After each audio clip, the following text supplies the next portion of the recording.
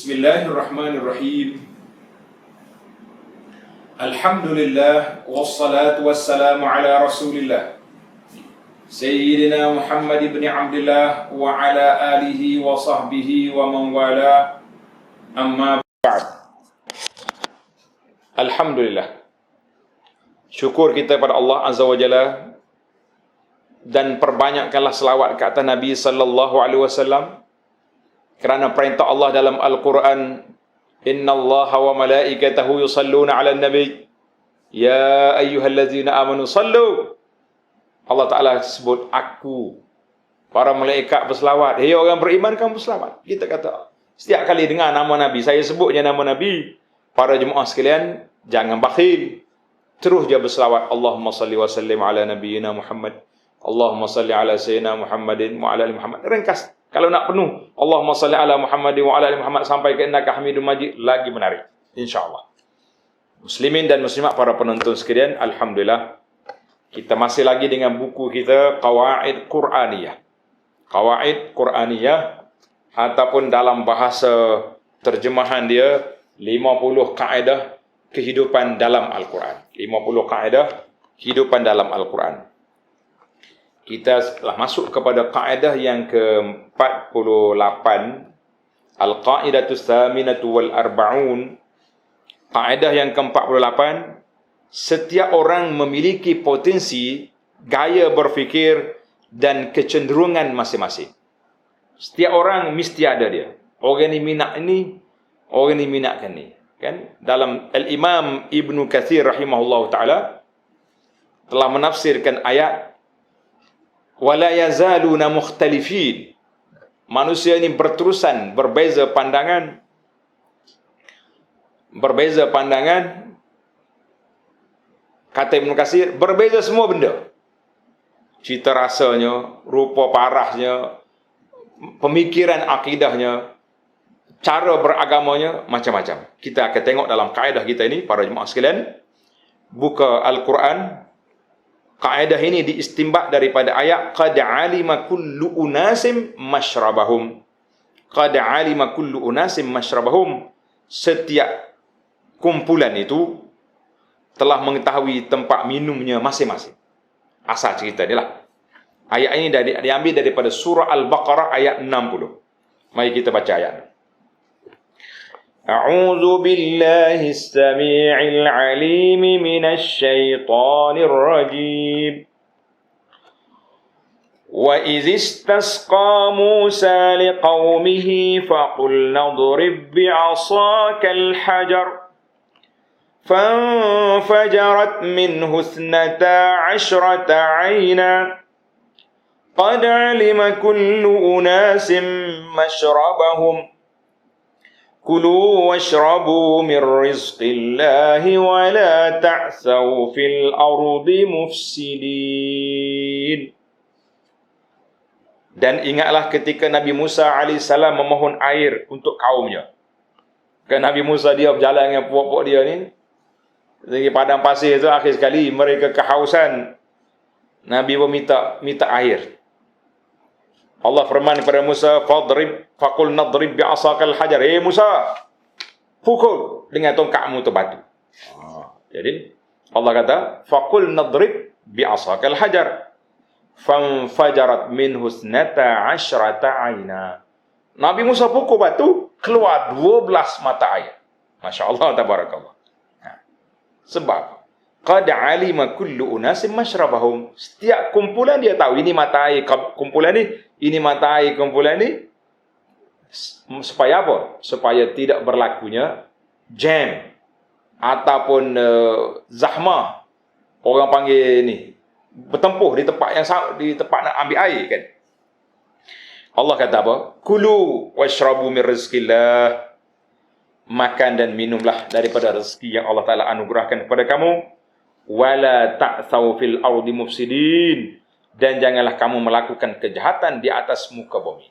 Itu ayat ini surah Al-Baqarah. Muslimin dan muslimat, para jemaah sekalian, ayat ini pada asalnya Allah Ta'ala sebut tentang nikmat dia kepada Bani Israel. Bani Israel ini pengikut Nabi Musa. Bani Israel, Buah-buah Fir'aun tu dia panggil Qibti, kan? Maka bila mereka minta air, Allah Ta'ala buka kepada dia dengan tongkat Nabi Musa pukul, keluar 12 mata air mengikut bilangan kabilah Bani Israel. Yang pertama sekali supaya tidak ziham, tidak jam, rempuh itu. Yang kedua nak mempermudahkan urusan mereka. Jadi setiap kumpulan dia pergi, mudah. Jadi sama kat kita hari ni, para jemaah sekalian, musim-musim Covid gini. Kalau orang buka supermarket, jangan duduk serbu. Sepatutnya kita bagi zone lah. Orang ni masuk kawasan ni, orang ni masuk kawasan ni. Bila tak ada sini, bawa pulang. Ni tidak, dia serbu setempat. Takut habis makanan, takut tak cukup makanan. Nah, Allahu Akbar, panik seketika. Kita kata jangan panik lah, insya-Allah. Kita dah belajar dalam kaedah yang lepas. Semua benda ketetapan Allah Azza wa Jalla. Kalau ada makan, kita makan. Kalau tak ada makan, insya-Allah kita berdoa kepada Allah SWT tidak sampai peringkat tidak ada makanan. Cuma jangan membazir, jangan boros, dan jangan bakhil. Dua tu jangan. Maka mereka tidak dapat makan dan minum rezeki daripada Allah Azza wa Jalla, dan tidak ada siapa yang boleh melanggar hak orang lain. Maka itu daripada asalnya makna ayat. Tapi kita istimbak daripada ayat.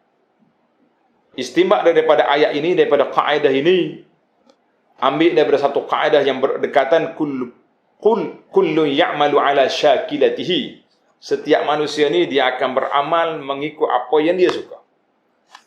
Maka kalau kita benar manusia ni suka tanpa panduan daripada wahyu, susah kita.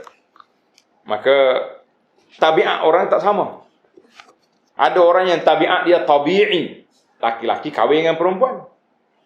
Ada dia terluar tabi'i, laki-laki kahwin dengan jantan, perempuan kahwin dengan betina, mana boleh. Itu dia panggil luar. Maka untuk kita nak takrirkan kaedah ini, iaitulah kita ambil daripada hadis Nabi sallallahu alaihi wasallam, i'malu fakullun muyassarun lima khuliqalah. Nabi sallallahu alaihi wasallam bersabda, i'malu, beramallah kamu. Setiap orang itu dipermudahkan amalan mengikut apa yang Allah nak beri kepada dia. Masya-Allah, tabarakallah. Muslimin dan para jemaah sekalian, tuan-tuan dan puan-puan, kita dengan ibadat macam mana rasa? Solat, boleh puasa, zakat, sedekah, infak, bantu orang. Rasa gembira tak gembira? Kalau kita rasa gembira dengan ibadat-ibadat yang kebajikan ini, falyahmadillah, kita puji Allah, alhamdulillah, inilah nikmat Allah Ta'ala beri. Sebab Nabi kata semua orang tu dipermudahkan jalan yang Allah nak beri. Apa pun Tuhan nak beri syurga, dipermudahkan jalan nak dapat syurga, insya-Allah. Insya-Allah. Maka kesimpulannya bahawa dalam syariat ini telah mengajar kepada kita beberapa pelaksanaan kepada kaedah ini. Yang pertama, tuan-tuan tanda, ahammiyatu ma'rifatil insanil mawahib. Penting sangat kita tengok setiap orang itu ada kelebihan dia yang tersendiri. Setiap orang ada kelebihan yang tersendiri. Masya Allah, ada orang ni Allah Ta'ala anugerahkan kepada dia boleh berpidato. Kalau dia ceramah 1 jam, tengah orang dengar, tak puas-puas. Masya Allah dah. Kalau orang lain ni dia ceramah 5 minit, khusyuk habis orang. Tak ada orang bising-bising, senyap. Mana orang ni? Tidur habis. Nak kata tak? Ada orang yang Masya Allah nak menulis sebuah buku, tak dapat, tak keluar buku. Ada orang dia boleh keluar buku setiap bulan. Masya Allah. Sahabat saya muda lagi umur dia. Tanya berapa buku? Tak banyak ustaz, baru dekat 200. Masya Allah, tabarakallah. Saya ada usaha terjemah buku. Dengan beberapa buku yang kita ada usaha nak keluar ni pun, alhamdulillah, dapatlah. Walaupun daripada tak ada, dapat. Tapi saya rasa penat. Nak dapat satu-satu buku, kita rasa letih. Tapi Allah Ta'ala anugerahkan. Ada orang yang Masya Allah, tabarakallah, hebat dari sudut program. Dia boleh main komputer, buat tu, buat ni. Buat design, orang tengok, orang jadi orang minat. Ada orang yang tak pandai apa dia. Dia boleh buah ya. Kalau duduk kedai kopi dia buah 3 jam mengalahi ahli motivasi perekat antarabangsa. Ada juga. Jadi dia panggil mawahib. Setiap orang itu ada mauhibah, ada kelebihan Allah Ta'ala beri. maka kita tak boleh nak jadikan manusia itu sawasia. Tak boleh. Allah irham bapak saya cerita, tok guru dia. Saya tak sebutlah nama tuan guru. Dia kata, Masya Allah, tabarakallah. Waktu ayah saya belajar. Rahimahullah. Rahmatullah alal jamil. Tok guru ni kalau dia mengajar 3 jam non-stop. Tukar dari satu kitab. Syarah kita anak murid dulu tulis. Kalau suruh ceramah, Masya Allah, tabarakallah. Dia bangun 5 minit, dia ceramah. Lepas tu dia duduk. Abdul Rahman. Bapak saya nama Abdul Rahman. Abdul Rahman, bangun. Dia suruh murid dia tu ceramah. Dia tak ceramah. Suruh dia mengajar 3 jam tak habis. Ada mauhibah. Jadi ada orang tu kelebihan tu, ada orang macam-macam kelebihan manusia ni. Maka kita kena pandai ambil apa? Ambil peluang bagaimana nak menggunakan tenaga-tenaga yang ada supaya tidak terbuang. Supaya tidak terbuang, rugi masa. Jadi ada orang yang pandai al-ibda, pandai reka cipta benda-benda hebat-hebat ni kan. Ada orang yang sangat itqan, teliti. Ada orang yang cuai. Jadi kita tengok, orang ni boleh buat kerja ni.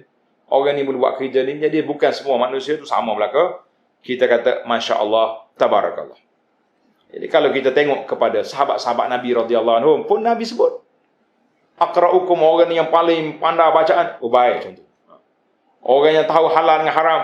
Fulan. Orang yang tahu tentang faraid. Fulan. Nabi sebut. Maknanya itu menunjukkan kepakaran. Macam kita hari ni lah. Nah, ada orang ni, bahagian apa ni? Profesor. Bahagian apa? Bahagian tafsir. Bahagian perubatan. Ada bahagian perubatan pula, dia bukan, kalau doktor umum ni, dia boleh bagi semua ubat. Tapi bila sudah jadi pakar, ada kawan saya, 2-3 orang kawan yang bahagian ortopedik. Ada yang dikata saya ni tulang, tapi bahagian belakang saja. Yang ni surat tulang, tapi lutut ke... Masya Allah, kita kata dia bagi blok-blok dia. Orang ni lutut, orang ni belakang, orang ni kepala. Kan? Yang ni, Allah Ta'ala Maha Kaya. Ada orang yang pakar dalam bidang sastra. Masya Allah, dia kalau dia menulis, kita nak baca. Ada orang yang kalau dia menulis, kita tengok tulisan dia, pakai tutup buku. Ada juga macam-macam. Minat tulis. Allahu Akbar. Baiklah. Tak usah kita pergi jauh-jauh. Contoh-contoh depan kita sangat banyak untuk kita kemukakan. Di antara perkara yang menarik, Al-Imam Ibnu Abdul Bar, rahimahullah ta'ala, dalam kitabnya At-Tamhid. Dia riwayat satu kisah. Seorang Al-Abid, seorang ahli ibadah. Nama dia Abdullah bin Abdul Aziz Al-Amri. Tanda. Para penonton boleh tanda cerita ni menarik. Abdullah bin Abdul Aziz Al-Amri Al-Abid. Dia ni seorang yang ahli ibadat kuat sangat. Dia ni semasa dengan Imam Malik. Imam Malik, Imam Madinah, Imam Darul Hijrah, rahimahullah ta'ala. Dia kata apa? Dia tulis surat kepada Imam Malik. Dia kata, dia suruh, dia tengok Imam Malik ni asyik duduk mengajar je, kuliah je. Macam tak ibadat. Dia kata, Imam Malik, lebih baik kamu duduk infirad, duduk bersendirian, melakukan ibadat Allah Ta'ala, daripada duduk sibuk, duduk mengajar orang ramai-ramai ni, boleh jadi akhir sekali hilang ikhlas ke macam mana. Macam-macam cerita. Fakataba ilaihi Malik. Imam Malik jawab. Menarik ni, surat 2 orang tokoh ni. Yang seorang Al-Abid, seorang Al-Alim, Al-Murabbi, Masya Allah, tabarakallah. Qala Malikun rahimahullah, Inna Allah azza wa jalla qasamal a'mal kama qasamal arzaq. Masya Allah. Allah subhanahu wa ta'ala telah bahagikan kepada seorang itu amalan-amalan sebagaimana Allah Ta'ala beri kepada mereka rezeki. Tak sama kita. Kan? Rezeki kita tak sama. Ada orang rezeki dia pejabat. Pegang cangkul tak reti sikit apa. Ada orang dia kalau dia pegang cangkul dia letak benih jadi. Kan? Ada orang yang pergi ke laut dapat ikan, ada orang yang pergi melaut boleh ambil selfie. Nak kata apa? Boleh main laut ya, boleh tengok. Maknanya masing-masing tu ada rezeki. Ada orang yang amalan dia pun sama juga. Farubbar rajulin futihalahu fis salah. Ada orang yang Allah Ta'ala buka kepada dia pintu beribadat solatnya banyak, Masya Allah, tabarakallah. Solat rawatibnya, solat sunatnya, solat qiyamul lail. Tak lawan kita. Walam yuftah lahu fis saum, tapi tak dengar pula dia puasa sunat banyak. Masya Allah, tabarakallah. Ada orang yang puasa kuat, tapi solatnya slow-slow. Wa akhar futiha lahu fis sadaqah. Ada orang yang bak sedekah, Masya Allah, tabarakallah. Oh, hebat. Walam yuftah lahu fis siyam. Tapi puasa jangan tanya. Tak adalah. Puasa Ramadan adalah puasa sunat maksudnya. Kan? Jadi, macam-macam kita tengok orang ni. Ada orang ni, kalau kita pergi minta derma dengan dia, dia tanya, ustaz nak berapa? Berapa ustaz nak? Tak banyak. Cukuplah dalam 100-200 ribu nak buat asrama pelajar dekat pondok ni. Kita kata nak selesaikan bangunan-bangunan yang wakaf ni. Beres. Ustaz kira tu. Berapa tak cukup, bagi tahu. Tengok. Sampai waktu orang azan solat, mari kita pergi masjid. Pergi dulu. Ada macam-macam alasan, Masya Allah. Kan? Nak suruh dia puasa sunat lagi susah. Tapi fulus, karihil mursalah dah. Kata dalam hadis, macam angin yang kencang keluar. Ada orang, Masya Allah, kalau tengok dia solat, buruk ingat atas kepala, tak ingat ke tunggu kayu. Tapi kalau pergi minta duit dengan dia, berubah air muka, terangkat telinga, muka merah. Minta RM5 je. Ini macam-macam. Baik, kita balik kepada kata Imam Malik. Wa akhara futiha lahu fil jihad wa lam yuftah lahu fis salat. Ada orang yang diberi kekuatan berjihad. Jihad berani sungguh dia, Masya Allah, tabarakallah. Tapi dalam bab solat sunat tak kuat. Kata di Imam Malik, wa nashrul ilm, menyebarkan ilmu, mengajar ilmu, min afdali a'malil birri, di antara amalan kebajikan yang sangat afdal. Wa qad raditu bima fatahallahu li fi dzalik, fihi min dzalik, dan aku redha dengan apa yang Allah Ta'ala telah buka untuk aku, iaitulah menyebarkan ilmu, menyebarkan qala Rasulullah sallallahu alaihi wasallam, haddatsani ma haddatsani Nafi' an Ibn Umar an Rasulullah sallallahu alaihi wasallam. Ulama-ulama hadis kata silsilah zahabiyah daripada Malik, daripada Nafi' Ibn Umar. Masya Allah, tabarakallah. Imam Malik dengan Nafi', guru dia, dekat-dekat ya kubur di Madinah, di perkuburan Baqi'. Masya Allah, tabarakallah. Allahu Akbar. Imam Malik kata, wa qad raditu bima fatahallahu li min zalik, aku redalah dengan apa yang Allah Ta'ala buka untuk aku menyebarkan ilmu. Wa ma azunnu ma ana fi biduni ma anta, aku tak sangka aku lebih baik daripada apa yang ibadatlah. Wa arju an yakuna kilana ala khair, aku harap kita semua berada dalam di atas landasan yang baik. Wa yajibu ala kulli wahidin minna an yarda bima qasamallahu lah, kita sama-sama redha dengan apa yang Allah Ta'ala tentukan untuk kita. Wassalam. Mu ahli ibadat, silakan. Aku nak sebar ilmu, silakan. Maka para jemaah sekalian, jawapan Imam Malik ini menunjukkan kepada bukan setakat ilmunya tinggi, tetapi akalnya begitu tajam dan adabnya yang begitu baik. Karena itu kita lihat menjadi satu perkara yang patut kita muhasabah hari ini. Di saat orang duk sibuk dengan Covid, ada pendakwah-pendakwah yang siang malam bawa makanan pergi tempat orang tak makan, hantar bantuan kepada orang-orang yang memerlukan, pergi bantuan peralatan kepada orang panggil yang sah depan. Ada orang kerja dia duk kutuk di Facebook dia, orang ni tak ikhlas, orang ni apa. Kita kata apa cerita awak ni? Bagi ana, alhamdulillah, saya reda dengan apa yang Allah Ta'ala buka kepada saya untuk mengajar, untuk mendidik, menguruskan pondok yang diwarisi, yang ditinggal oleh bapak saya rahimahullah ta'ala, insya-Allah. Ada sahabat-sahabat kita, Masya Allah, tak mampu saya nak tengok. Dia boleh masuk ke pendalaman orang asli dengan kereta 4x4, entah macam mana duduk. Kita tengok dia pun kita takut nak pergi.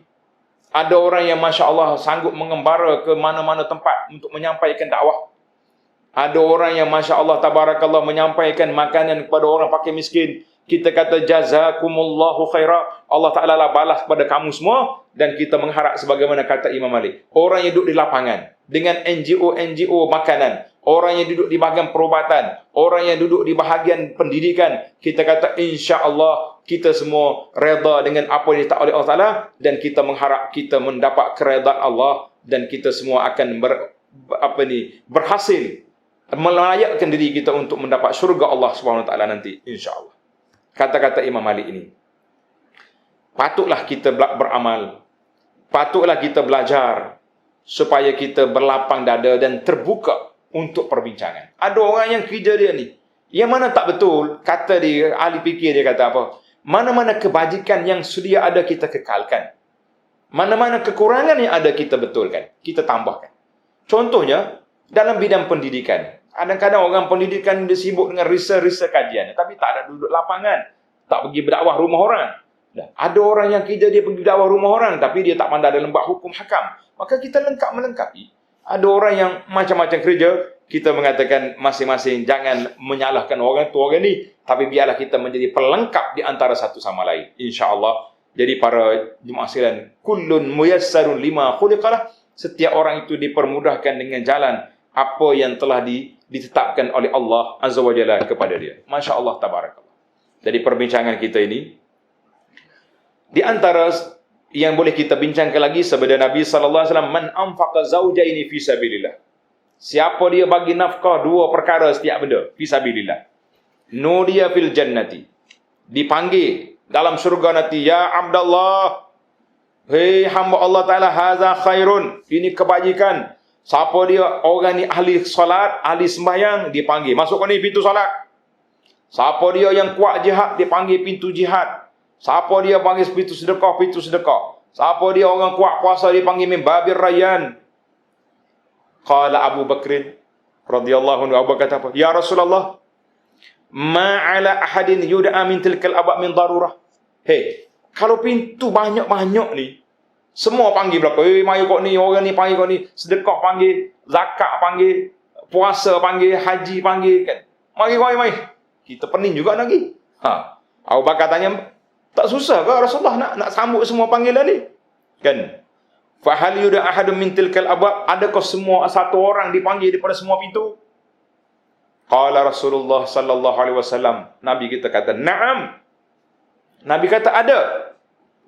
Wa arju an takuna minhum, aku mengharapkan engkau ya Abu Bakrin salah seorang daripada orang itu. Masya Allah, tabarak. Manqab azim. Allah pilih Sayyidina Abu Bakar menjadi sahabat teman Nabi sallallahu alaihi wasallam ketika senang dan ketika susah. Allah pilih Sayyidina Abu Bakar menjadi khalifah Rasulullah sallallahu alaihi wasallam. Tiba-tiba mari makhluk Allah yang bernama kumpulan Rafidah, kumpulan Syiah, mengutuk Abu Bakar, melaknat Abu Bakar, dan sudah ada juga di kalangan anak-anak orang Melayu yang sanggup menghitamkan lidah, menajiskan lidah mereka, mengutuk Sayyidina Abu Bakar sebagaimana dibuat oleh puak-puak jahat, lidah jahat, mulut busuk puak-puak Syiah. Allahu Akbar. Kita kata sungguh-sungguh menyaksa jiwa kita apabila berlakunya perkara sedemikian. Kerana itulah para pendakwah, apabila kita dengar orang kutuk para sahabat, biarlah menggigil kita, biar naik bulu roma kita, bencinya kita kepada mulut yang tersebut, tapi kita akan redha, kita sayang kepada sahabat Rasulullah sallallahu alaihi wasallam. Hadis ini dikeluarkan oleh Imam Bukhari dan Muslim. Qala Ibnu Abdul Bar, Imam Ibn Abdul Bar kata apa dalam kitab At-Tamhid, dia kata wa fi annal amal albir la yuftahu, amal-amal kebajikan itu biasanya tidak diberi kepada satu orang saja. Orang ni dia belakang conquer. Ada orang yang bersifat pendakwah yang boleh mengajar, boleh mendidik. Ada orang yang boleh pergi kepada ni, ada orang yang boleh buat benda ni kan. Jadi ada orang yang boleh pengarang, ada. Jadi jarang orang wa anna man futiha lahu fi syai'in minha, siapa yang Allah Taala beri kepada sudut ini, biasanya dia tak dapat dari sudut. Mungkin sikit-sikit ada, tapi nak kata pakar semua tak mungkin. Wa annahu qad tuftahu fi jami' ahli al-qalil, mungkin ada orang yang dibuka semua, tetapi tidak ramai di kalangan mana. Jarang. Pada itulah kita nak tengok orang yang boleh kumpul dua, ceramah dengan menulis pun jarang nak jumpa. Kalau ada sekena penulis ni tak boleh ceramah, tak boleh bercakap, ada juga. Wa anna Abu Bakrin as-Siddiq min zalikal qalil, Sayyidina Abu Bakar radhiyallahu anhu termasuk di kalangan yang sedikit tersebut. Jadi alhamdulillah para jemaah sekalian, kesimpulan daripada apa yang kita sebut ini, iaitulah bahawa setiap orang itu Allah Ta'ala akan beri dengan, dia akan suka dengan apa yang diberi oleh Allah kepada dia. Kullun qad alima kullu unasin mashrabahum, setiap orang dia tahu apa yang dia nak buat, maka kita biarlah kita gembira dengan amalan kita, tetapi syarat amalan yang patuh syariat. Ada orang juga NGO, tapi NGO yang tidak patuh syariah, kita mengatakan tinggalkanlah perbuatan yang sia-sia, rugi masa kita. Kalau ambil duit dapat juga habuan dunia. Ni NGO, kerja saja-saja, tapi tak dapat pulangannya, tapi dunia tak dapat, akhirat juga tak dapat, kita kata rugi. Maka para jemaah sekalian, untuk mendapat kasih sayang Allah Azza wa Jalla, perjalanan hidup kita atas dunia tidak lama, tapi mendapat kasih dan cinta Allah Ta'ala kepada kita sangat besar. Maka marilah kita sama-sama kita lakukan perkara-perkara yang boleh menyebabkan kita disayangi oleh Allah Azza wa Jalla. Dalam sebuah buku yang saya usaha ni, nama dia Musafir Menuju Allah. Musafir Menuju Allah diambil daripada sebuah buku yang ditulis oleh Imam Ibn Qayyim dalam kitab dia Al-Asbab Al-Asharah. 10 sebab al-mujibatu yang akan mendapat mahabbah ataupun kasih dan cinta daripada Allah Azza wa Jalla. Jadi buku ini sangat menarik, tuan-tuan. Bagi saya lah, semua kurang sesuai sikit, ada gambar besar, tapi isinya lebih kepada ilmu pendidikan jiwa. 10 sebab untuk mendapat kasih sayang Allah Azza wa Jalla. Mudah-mudahan kita termasuk di kalangan orang-orang yang mendapat cinta dan kasih Allah Azza wa Jalla di dunia dan lebih-lebih di akhirat. InsyaAllah, tamatlah perbincangan kaedah kita yang ke-48.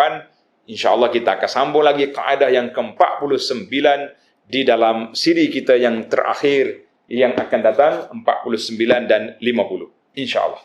Jadi muslimin dan muslimat, subhanakallah walhamdulillah, asyhadu an la ilaha illa anta astaghfiruka wa atubu ilaik.